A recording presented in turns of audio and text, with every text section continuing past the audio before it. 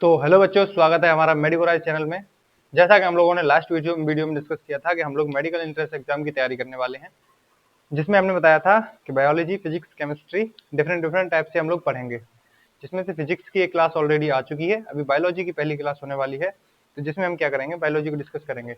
उससे पहले हम थोड़ा सा क्लास के बारे में बात कर लेते हैं। हमारी जो क्लास है वो बायोलॉजी की क्लास होने वाली है, जिसमें क्या होगा, हम लेक्चर के बाद पूरा डीपीपी लेंगे, वो भी टेलीग्राम चैनल पे मिलेगा आपको। क्लास नोट्स भी मिलेंगे, वो भी टेलीग्राम चैनल पे मिलेगा।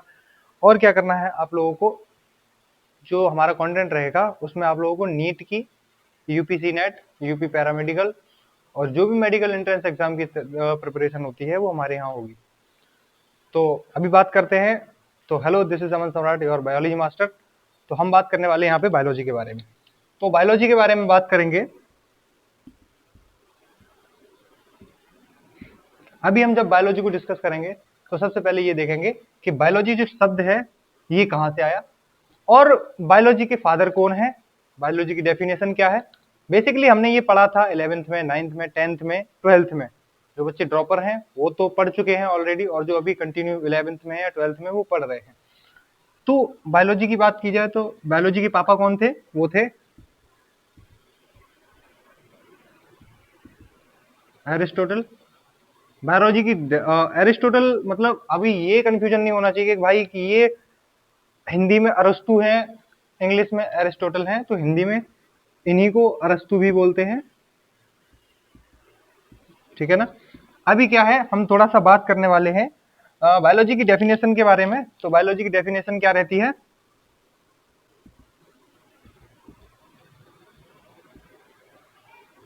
Scientific study of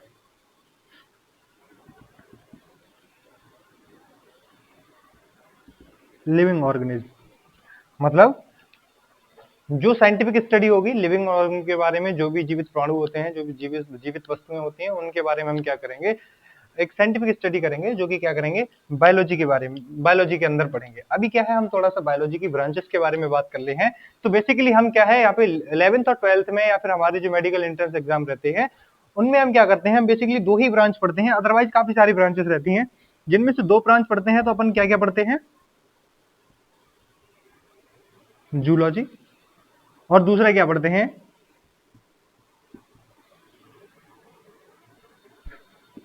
botany. Zoology, zoology को मतलब हम क्या कहते हैं,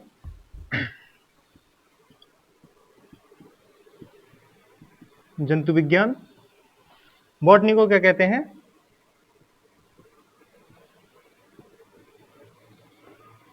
वनस्पति विज्ञान।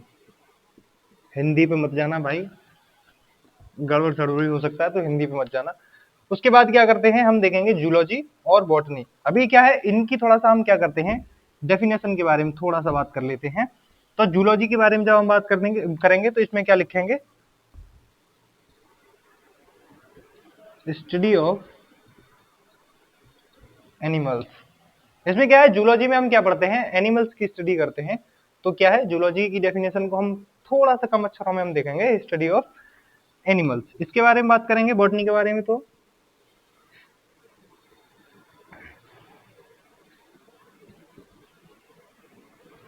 Scientific study, scientific study of plants.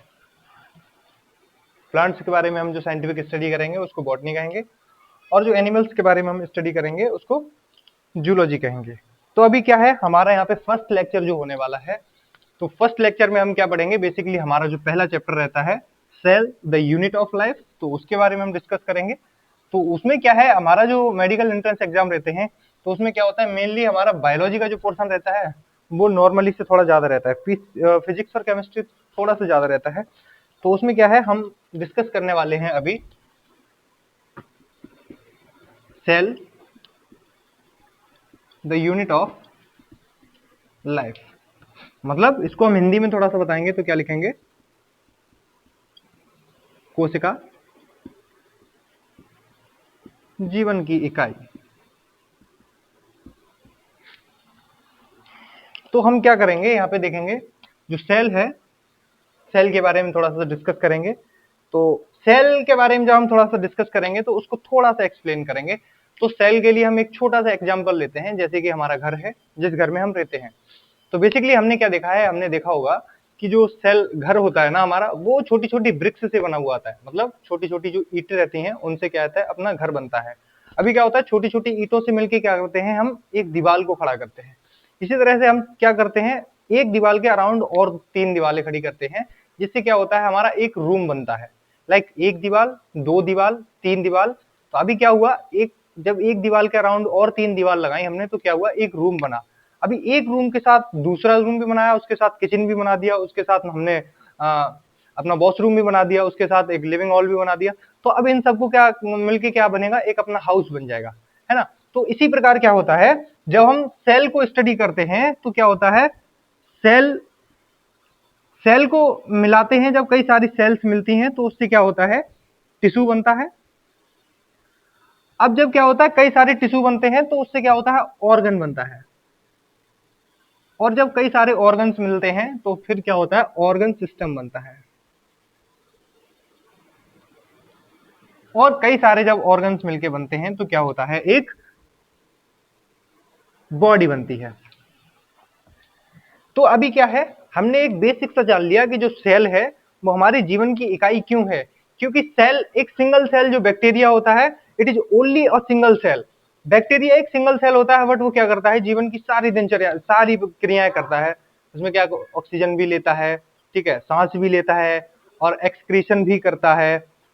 वो सारा कुछ करता है, ठीक है ना। उसी तरह क्या है, सेल हमारे जीवन की एक छोटी सी इकाई है, जिसको हमने अभी क्या है, हल्का सा डिस्कस किया। अभी हम क्या करते हैं, थोड़ा सा बात करते हैं लिविंग थिंग्स के बारे में, जो कि हमारा एनसीईआरटी में लेवल्ड है, जहां से शुरू है, तो उसके बारे में थोड़ा सा बात करते हैं। तो हम बात करेंगे यहाँ पे एनिमेट थिंग और inanimate thing.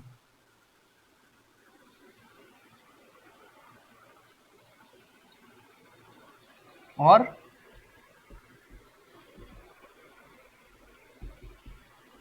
Inanimate things, animate things मतलब, अब भाई इसमें कोई रॉकेट साइंस नहीं है, ये अपना एनसीईआरटी में मेंशन है, इसलिए मैंने इसको लिखा है। एनिमेट थिंग्स बोले तो living organism.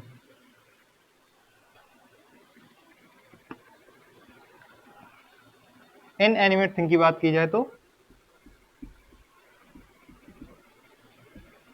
Non living things. तो जैसा कि हम लोगों ने बताया, एनिमेट थिंग और इनएनिमेट थिंग, तो हमारी एनसीईआरटी में मेंशन्ड है ये एनिमेट थिंग और इनएनिमेट थिंग। एनिमेट थिंग मतलब लिविंग ऑर्गेनिज्म। मतलब लिविंग ऑर्गेनिज्म हम क्यों कहेंगे, because of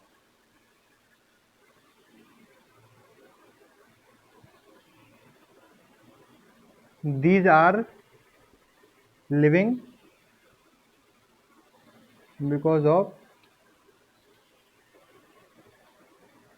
presence of cell। भी क्या है, ये लिविंग ऑर्गेनिज्म इसलिए कहे जा रहे हैं क्योंकि इनके पास क्या है, सेल है, कोशिका है। अभी ये नॉन लिविंग थिंग्स हम इसलिए कह रहे हैं, इनके पास क्या है, इनके पास लिविंग इनके पास क्या है, सेल नहीं है। तो because of absence of cell. तो क्या है, जो लिविंग ऑर्गेनिज्म होंगे उनके पास क्या होगा, कोशिका होगी, सेल होगी। और जो नॉन लिविंग थिंग्स होंगे उनके पास क्या होगी, कोशिका होगी, हो भी सकती है लेकिन डेड सेल होगी। अगर वो डेड है तो फिर वो नॉन लिविंग हो गई ना भाई, तो उसमें कोई डिस्कशन की कोई बात ही नहीं। फिर उसके बाद हम देखेंगे थोड़ा सा लिविंग एंटिटीज के बारे में बात करेंगे हम, है ना। तो लिविंग एंटिटीज के बारे में थोड़ा सा हम डिस्कस कर लेते हैं। अभी ये क्या है, ये वाला अपन देखेंगे अभी क्लास के बाद पूरा एक बार फिर से रिवीजन कर लेंगे, लेकिन उससे पहले क्या करेंगे, हम देखेंगे लिविंग एंटिटीज के बारे में बात करेंगे।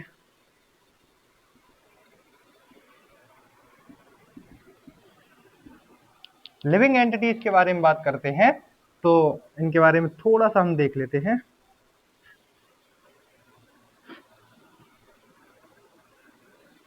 कैन हैव वन सेल, मतलब लिविंग एंटिटीज के बारे में बात करें तो जीवित प्राणी जो होंगे वह किस प्रकार के होंगे उनके बारे में हम थोड़ा सा बात करेंगे।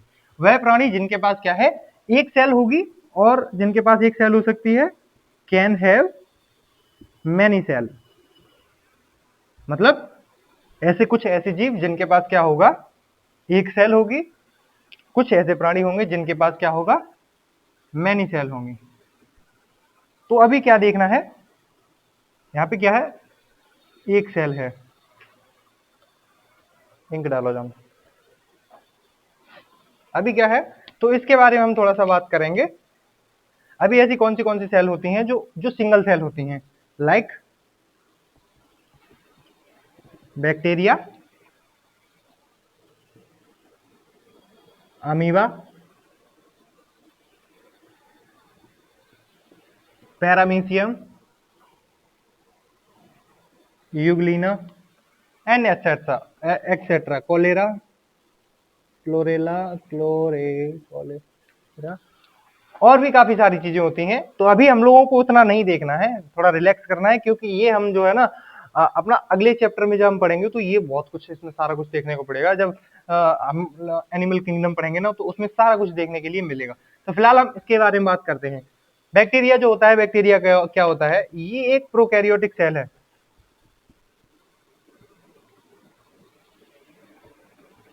ये प्रोकैरियोट सेल है, बाकी की ये क्या है, सब यूकैरियोट सेल है। इसके बाद थोड़ा सा बात की जाए, जो मेनली क्या होता है, कैन हैव मैनी सेल्स। अभी मैनी सेल्स कौन से जीव जंतु होते हैं, लाइक एनिमल्स होते हैं, उनमें क्या होता है, मल्टी सेलुलर होते हैं भाई। कैन हैव वन सेल, मतलब जिनके पास क्या होता है, जो यूनिसेलुलर होते हैं। अभी क्या है, ये मल्टी सेलुलर होते हैं। तो यहाँ पे हम वही डिस्कस कर रहे हैं, जिनके पास एक सेल है और जिनके पास क्या है, काफी सारी सेलें हैं, काफी सारे सेल्स हैं। तो यहाँ पे क्या है, एनिमल्स, और क्या है, plants. Most of the plants जो होते हैं वो क्या होता है, यहाँ पे क्या होता है, जो क्या है, मल्टी सेलुलर होते हैं। इसके बाद हम देखेंगे थोड़ा सा, अपन अपना सेल के बारे में बात करेंगे। तो सेल इंट्रोडक्शन के बारे में थोड़ा सा हम देख लेते हैं। तो यहाँ पे हम बात करने वाले हैं cell introduction.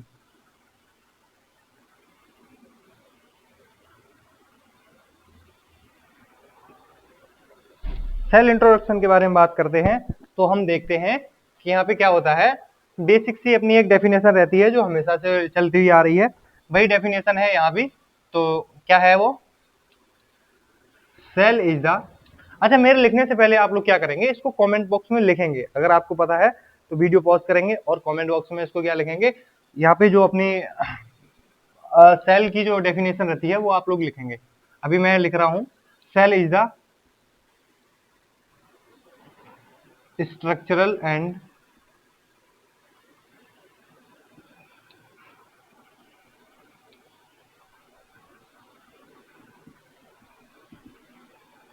Functional unit of life. कोशिका क्या होती है, structural and functional unit of life. अभी क्या है, इसके थोड़ा रीजन के बारे में बात करते हैं कि ये स्ट्रक्चरल क्यों है भाई। इसके बारे में हम बात करेंगे कि ये फंक्शनल यूनिट क्यों है भाई। स्ट्रक्चरल यूनिट है तो क्यों है, फंक्शनल यूनिट है तो क्यों है। तो हम देखेंगे इसके बारे में थोड़ा सा। तो क्या होता है, ऑल लिविंग ऑर्गेनिज्म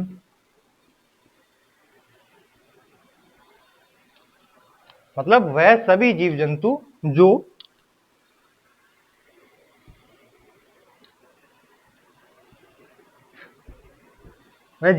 क्या है, यूनिसेलुलर हैं या फिर मल्टी सेलुलर हैं, is composed of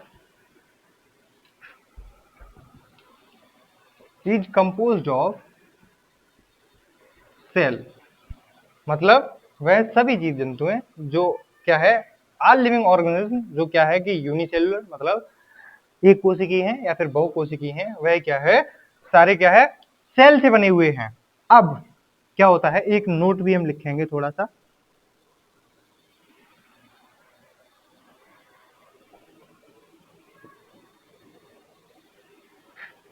any structure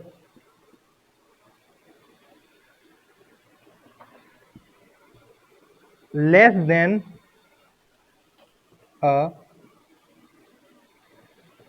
complete cell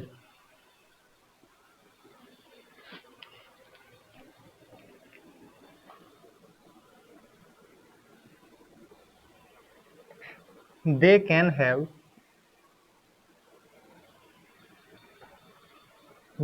have not independent existence। इसमें थोड़ा सा बात करेंगे हम, तो इसका एग्जाम्पल क्या रहेगा, वायरस। मतलब क्या है, अभी वायरस के बारे में थोड़ा सा बात करेंगे। तो यहाँ पे क्या लिखा है, कोई भी सेल मतलब जो क्या है जिसके पास अपना सेल्फ मतलब इंडिपेंडेंट एग्जिस्टेंस नहीं है, जिसका अपना कोई अस्तित्व नहीं है। अभी वायरस क्या होता है ना, वायरस जो होता है इसके बारे में हम देखेंगे अगले चैप्टर में, है ना। लेकिन अभी थोड़ा सा बता देते हैं, वायरस क्या होगा, अगर इसको वातावरण मिलेगा जीने लायक तो भाई ये जी पाएगा, अदरवाइज ये डेड सेल की तरह पड़ा रहेगा। इसको जैसे ही एक अपना सुइटेबल इसको एटमॉस्फेयर मिलेगा, ये अपना कार्यप्रणाली स्टार्ट कर देगा। लेकिन क्या होगा, जब तक इसको सुइटेबल एटमॉस्फेयर नहीं मिलेगा, ये डेड सेल की तरह पड़ा रहेगा। ठीक है, अभी इसके बारे में बात की जाए तो क्या होता है फंक्शनल,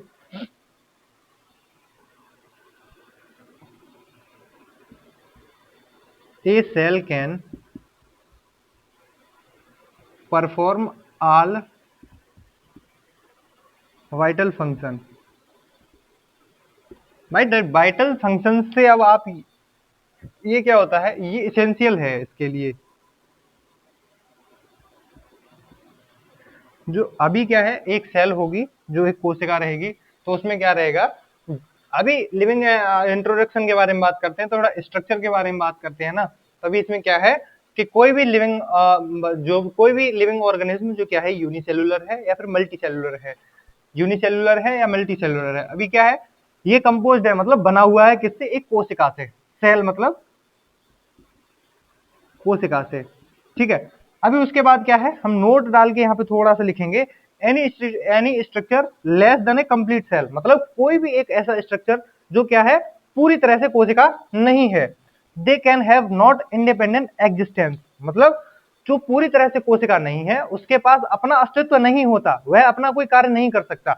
जैसे कि एग्जाम्पल के तौर पे हम लेंगे वायरस को। अभी थोड़ा वायरस के बारे में थोड़ा सा हम डिस्कस करेंगे, तो हालांकि पहले उसके अगले चैप्टर में हम डिस्कस करेंगे, लेकिन तब भी थोड़ा सा हम वायरस को देख लेते हैं यहाँ पे।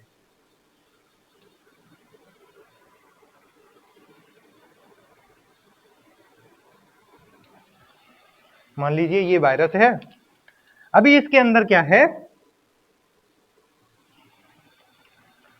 वायरस है तो इसके अंदर क्या है, ये देखिए इसके अंदर क्या है, ये जेनेटिक मटेरियल है, ठीक है ना। तो ये क्या हो गया,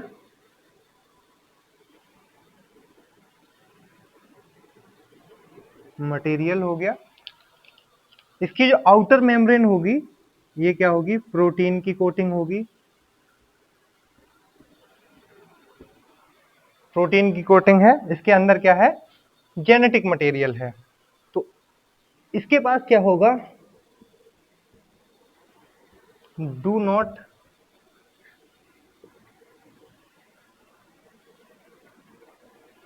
इंडिपेंडेंट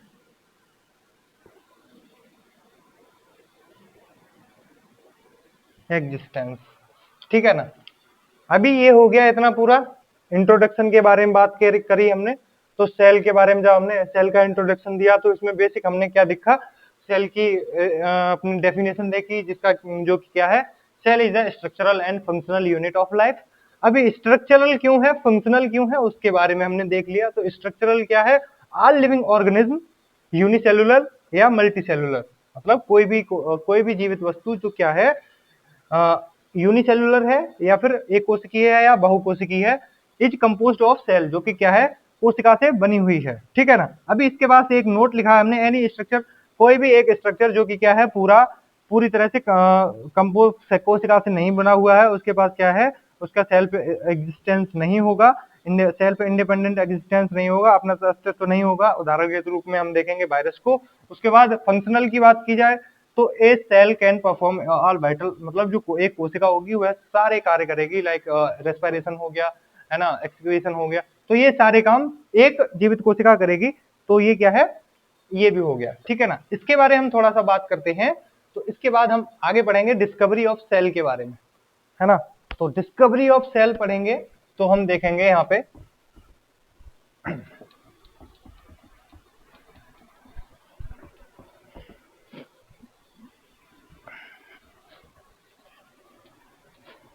डिस्कवरी ऑफ सेल देखेंगे। तो आप लोगों से मेरा एक और क्वेश्चन है इस वीडियो में।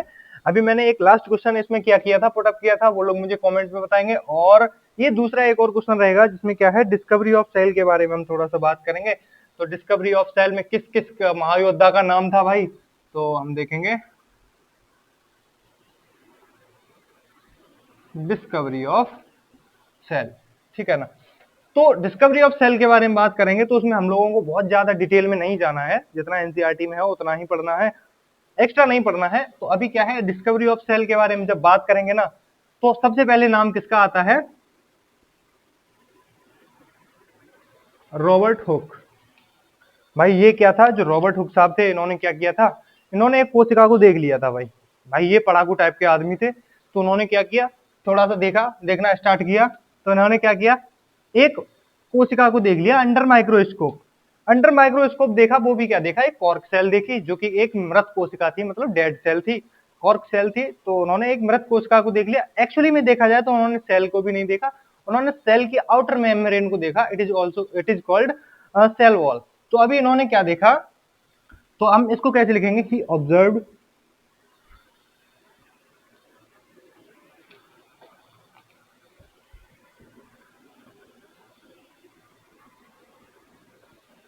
he observed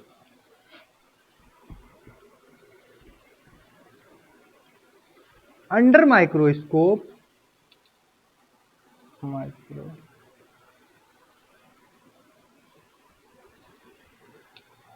he observed under microscope a dead cell, a dead cork cell।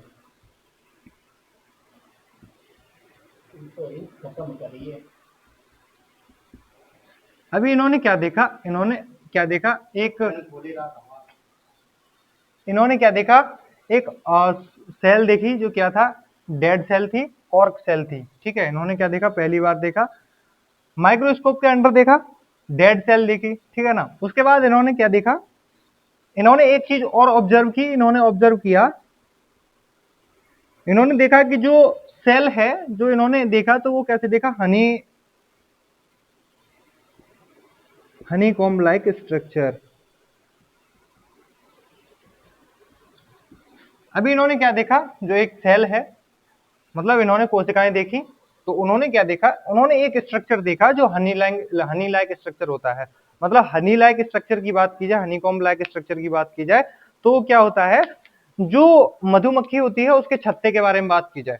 अभी जो लोग गांव में रहते हैं, तो उन्होंने देखा होगा कि जो हनीकॉम्ब होता है, मतलब जो मधुमक्खी का छत्ता होता है, वो किस प्रकार का होता है। तो उन्होंने देखा कि जो सेल्स हैं वो इस तरह से अरेंज्ड हैं, लाइक ए हनीकॉम्ब।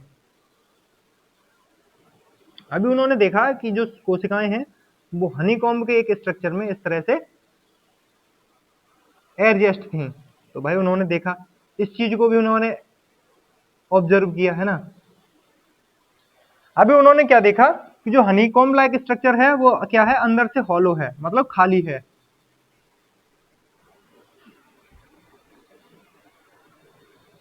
उन्होंने देखा जो हनीकॉम्ब लाइक स्ट्रक्चर है वो अंदर से कैसा है, खाली है। और उन्होंने बाहर जो देखा, वो क्या देखी, सेल वॉल देखी। अभी इन्होंने क्या था, जो रॉबर्ट हुक साहब थे, ये जो थे सर जी, इन्होंने क्या किया, इन्होंने क्या किया, माइक्रोस्कोप के अंदर एक डेड कॉर्क सेल देखी। दूसरा इन्होंने क्या देखा, जो कोशिका देखी, जो सेल देखी वो डेड सेल थी। तीसरा इन्होंने क्या देखा, एक कॉर्क हॉलो स्ट्रक्चर था, हनीकॉम्ब लाइक स्ट्रक्चर था, जो कि हॉलो हॉलो सेल थी, जिसके अंदर क्या था, प्रोटोप्लाज्म नहीं था।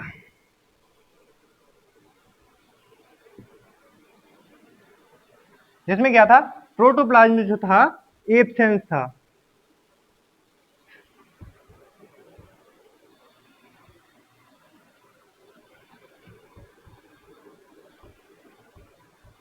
प्रोटोप्लाज्म क्या था, एब्सेंस था।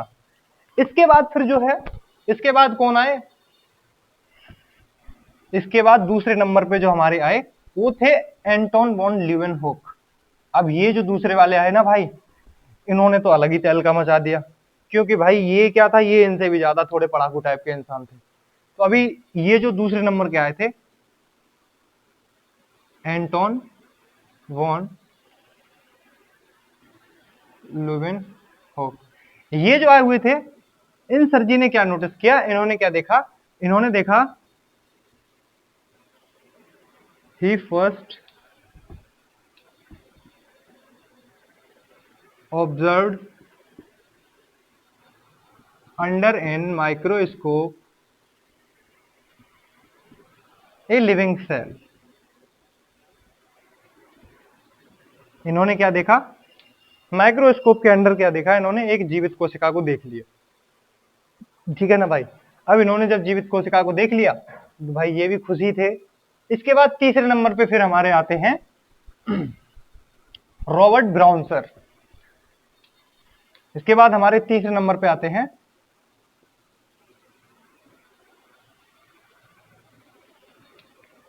अभी ये जब आए तो इन्होंने क्या किया, जो रॉबर्ट ब्राउन सर थे ये आ गए भाई।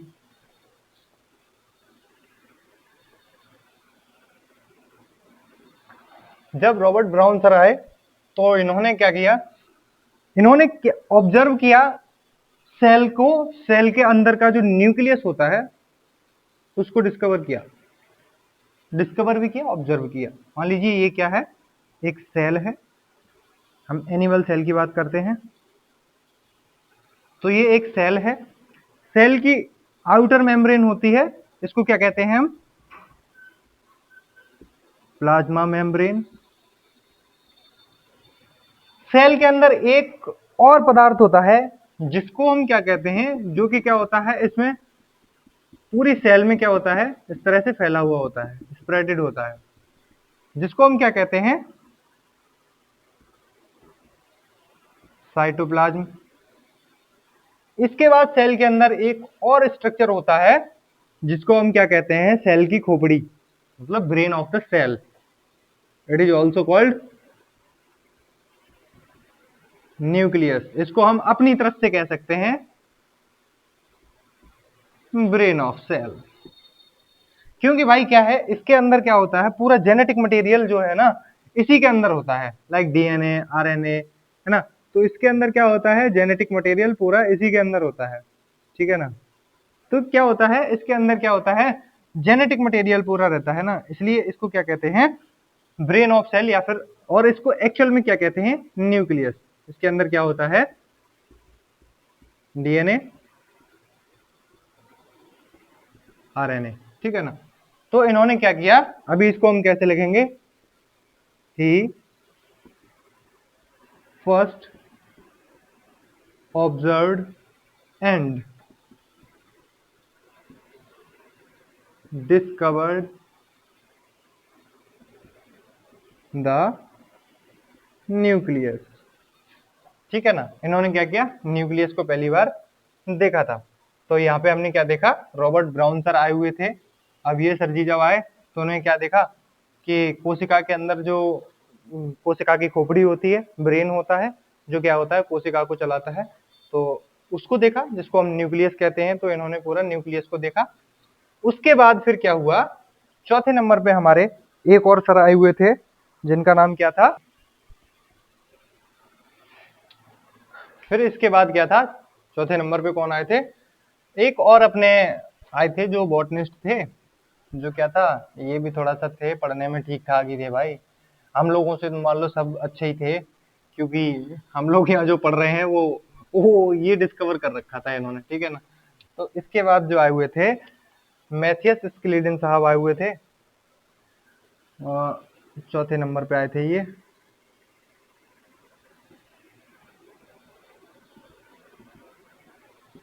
मैथियस स्क्लेडन आए हुए थे, तो ये क्या था, ये जर्मन बॉटनिस्ट थे। अब ये जर्मन बॉटनिस्ट थे, तो इन्होंने क्या किया, सन 1838 में देखा इन्होंने। इन्होंने क्या बताया था, जो 1838 में इन्होंने देखा और इन्होंने बताया, इन्होंने क्या किया, ये बॉटनिस्ट थे, है ना। तो बॉटनिस्ट के बारे में भी मैंने थोड़ा सा बताया। बॉटनिस्ट जो होते हैं ना, वो क्या करते हैं, स्टडी ऑफ प्लांट। अभी क्या था, बॉटनिस्ट थे, तो इन्होंने क्या किया कि स्टडीज ऑन प्लांट एंड, और इन्होंने बताया plant are composed of cells and tissue। इन्होंने क्या बताया, जो पेड़ पौधे रहते हैं ना, वो क्या होता है, कोशिकाओं से मिलते हैं, और कोशिकाओं के साथ साथ ऊतकों से मिलकर क्या होता है, बने हुए होते हैं। तो इन्होंने क्या किया था, इन्होंने इतना डिस्कस किया था। इसके बाद क्या था, एक 5वें नंबर पे जो आए हुए थे, उनका नाम क्या था। अब मुझे कोई ये बता दे कमेंट बॉक्स में, 5वें नंबर पे जो कौन से वाले साइंटिस्ट थे जो आए हुए थे, जिन्होंने क्या किया था, सेल के बारे में अगली बात कही थी। तो 5वें नंबर पे यहाँ पे एक और आए हुए थे,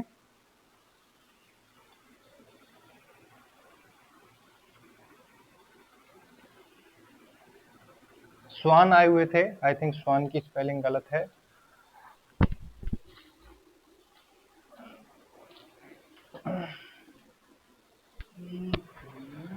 सही थी।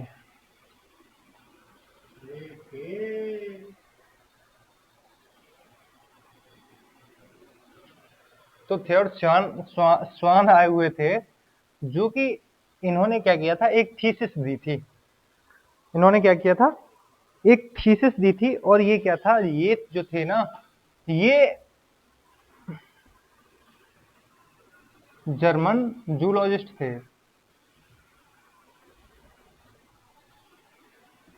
ये जर्मन जूलॉजिस्ट थे, और इन्होंने क्या किया था, एक थीसिस दी थी। थीसिस बोले तो एक हाइपोथेसिस दी थी इन्होंने, और इन्होंने स्टडी की थी। तो वो पहले हम पढ़ते हैं, इन्होंने क्या स्टडी की थी। ही स्टडीज ऑफ, थोड़ा सा बात करते हैं, एनिमल सेल, प्लांट सेल, इन दोनों के बारे में स्टडी की।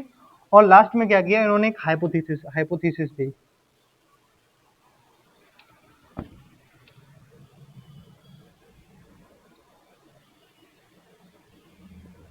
इन्होंने एक हाइपोथेसिस भी दी।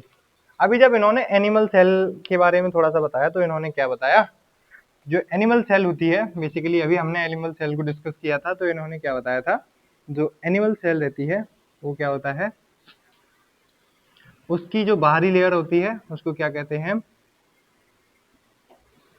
सेल मेम्ब्रेन कहते हैं।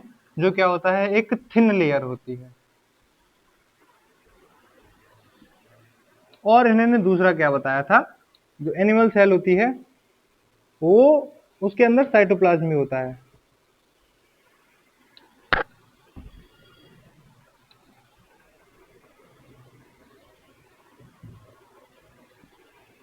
उसके बाद इन्होंने क्या किया था, इन्होंने दूसरा जो प्लांट सेल पे बात की थी, तो इन्होंने प्लांट सेल के बारे में थोड़ा सा बताया था, कि जो प्लांट सेल होती है, उसके बाहर एक और मेम्ब्रेन होती है, जिसको कहते हैं सेल वॉल।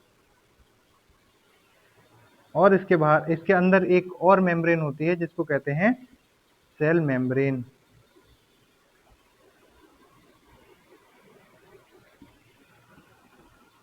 मान लीजिए थोड़ा सा हम एग्जाम्पल के तौर पर बात करेंगे ना, तो जिसमें हम देखेंगे तो ये क्या है,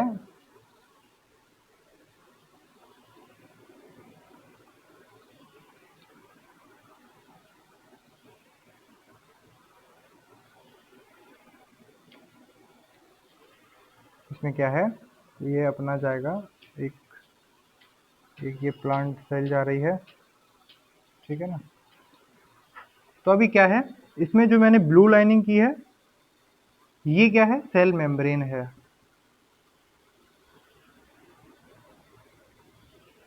और इस पे जो मैंने ब्लैक लाइनिंग की है, आउटर मेम्ब्रेन है, ये क्या है, सेल वॉल है, ठीक है ना।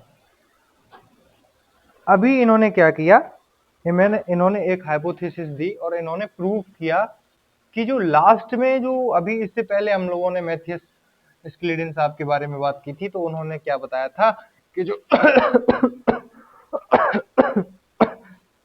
मैथियस स्क्लेडेन साहब थे, जो उन्होंने क्या बताया था कि जो प्लांट सेल होती है, और सॉरी जो इन्होंने प्रूव किया था कि जो प्लांट्स होते हैं वो क्या होता है, कम सेल कंपोज होते हैं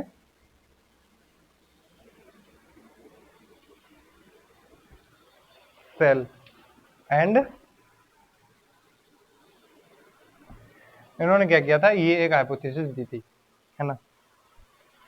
तो दोस्तों अगले लेक्चर में मिलते हैं हम, इसी के साथ साथ हम अगले लेक्चर में मिलते हैं। तो अभी क्या है कि आप लोगों को इसको रिवीजन करना है, तो इससे पहले मैं क्लास को थोड़ा सा खत्म करूं, इससे पहले मैं थोड़ा सा एक रैपिड रिवीजन करा दे रहा हूं आपका, जो कि हमने इसमें क्या क्या पढ़ा है ना। तो वो हम सारा कुछ इसमें पढ़ने वाले हैं, तो वो हम सारा कुछ देखेंगे।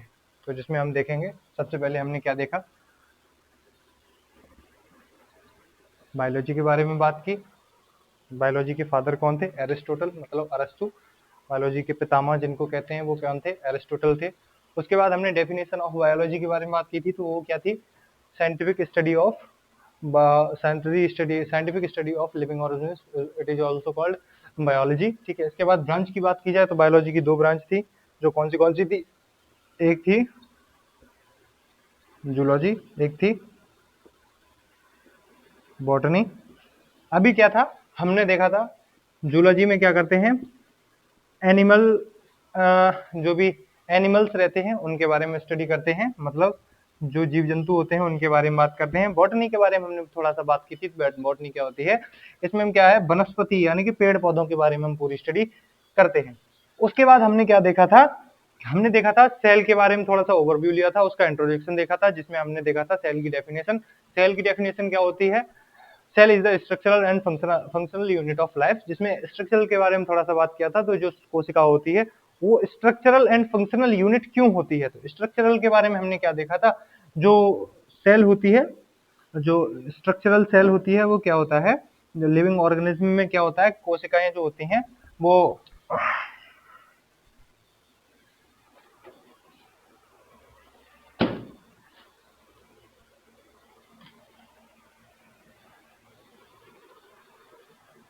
तो स्ट्रक्चरल के बारे में हमने बात की थी, क्या होता है कि जो कोई भी लिविंग ऑर्गेनिज्म होता है वो क्या होता है, एक कोशिका से बना हुआ होता है। और फंक्शनल के बारे में बात की थी, कोई भी सेल होती है उसमें क्या होता है, वाइटल फंक्शंस जो भी होते हैं वो क्या है, पूरा वो भी फंक्शन पूरे करती है, ठीक है। उसके बाद हमने बात की थी डिस्कवरी ऑफ सेल के बारे में। तो डिस्कवरी ऑफ सेल के बारे में बात की थी, जिसमें सबसे पहले आए थे हमारे रॉबर्ट हुक साहब, जिन्होंने क्या किया था, एक डेड सेल देखी थी, कॉर्क सेल थी, ठीक है ना। उन्होंने एक डेड कॉर्क सेल देखी थी, जिसमें क्या देखा था, उन्होंने देखा था एक हनी कॉम्ब लाइक स्ट्रक्चर है, और वो स्ट्रक्चर जो है उसके बाहरी जो लेयर थी उसको हमने सेल वॉल बोला था, और जो उसके अंदर क्या था, खाली था, पूरी ब्लैंक थी, तो उसमें क्या था, प्रोटोप्लाज्म एब्सेंट था। उसके बाद क्या था, एंटोन लीवन-हॉक सर आए थे, उन्होंने क्या देखा था, एक लिविंग सेल देखी थी। उसके बाद आए थे और रॉबर्ट ब्राउन सर आए थे, उन्होंने क्या देखा था, रॉबर्ट ब्राउन सर जो आए हुए थे उन्होंने देखा था, न्यूक्लियस की खोज की थी, और उन्होंने सबसे पहले न्यूक्लियस को देखा था। उसके बाद चौथे नंबर पे कौन आए थे, मैथियस स्क्लेडेन साहब आए थे, उन्होंने 1838 में उन्होंने क्या देखा था, वो क्या थे, एक जर्मन बॉटनिस्ट थे, जिन्होंने 1838 में क्या किया था, एक प्लांट सेल पे स्टडी की थी, और उन्होंने क्या बताया था, जो प्लांट सेल होती है जो प्लांट सेल होती है वो सॉरी जो प्लांट्स होते हैं वो क्या होता है, सेल्स से और टिश्यू से मिलकर बने होते हैं।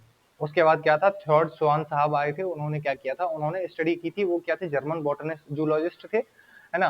तो जो जर्मन बॉटनिस्ट जूलॉजिस्ट थे, तो उन्होंने क्या किया था, उन्होंने एनिमल सेल पे, प्लांट सेल पे एंड एक हाइपोथेसिस दी थी। एनिमल सेल पे उन्होंने क्या स्टडी की थी, एनिमल सेल पे उन्होंने क्या बताया था कि एनिमल सेल की जो एक बाहरी आउटर मेम्ब्रेन होती है, जिसको हम क्या कहते हैं, उसको क्या कहते हैं, सेल मेम्ब्रेन कहते हैं, जो एनिमल, और क्या होता है एनिमल सेल के अंदर क्या होता है, साइटोप्लाज्म होता है। उसके बाद क्या था, उन्होंने एक अगली बात की थी, जो एनिमल प्लांट सेल होती है उसके बाद क्या होता है, एक बाहरी कठोर परत होती है जिसको हम क्या कहते हैं, सेल वॉल कहते हैं। और सेल वॉल के अंदर एक और स्ट्रक्चर होता है जिसको हम सेल मेम्ब्रेन कहते हैं। ठीक है, उसके बाद उन्होंने एक हाइपोथेसिस क्या दी थी, उन्होंने थीसिस ये दी थी कि जो प्लांट्स होते हैं वो क्या होता है, कोशिकाओं से और टिश्यू से, ऊतकों से मिलकर बने होते हैं। उन्होंने मैथियस स्क्लिन साहब की बात को क्या किया था, प्रूव किया था। इसके बाद मिलते हैं हम सेल थ्योरी के साथ में, जो कि हमारा नेक्स्ट टॉपिक रहने वाला है। तो इसी तरह से आप लोग पढ़ते रहिए, स्वस्थ रहिए, अच्छे रहिए। मिलते हैं अगली वीडियो में, तब तक के लिए टाटा बाय बाय। और आप लोगों से एक निवेदन रहेगा कि वीडियो को लाइक करें, चैनल को सब्सक्राइब करें और अपने सभी मित्रों के पास भेजें जो कि मेडिकल एंट्रेंस एग्जाम की तैयारी कर रहे हैं। ठीक है, बाय बाय, जय हिंद।